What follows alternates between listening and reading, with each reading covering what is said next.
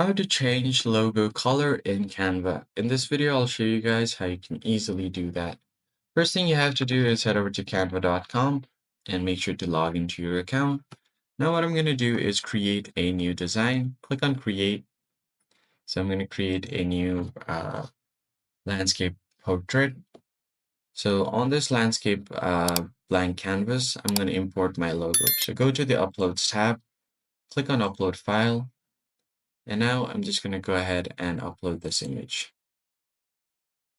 Once you have uploaded your image, you could just go ahead and drag it, drop it onto your canvas. Now go to Edit Photo, click on Edit, and then from here, another pop-up will appear on your screen. Now from here, you're going to have to find effects and something called Duotone.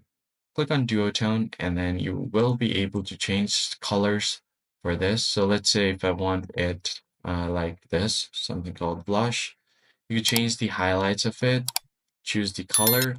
So after that, you can choose the shadows. Now on the shadow part, let's say if I want it to be green, somewhere, something like this.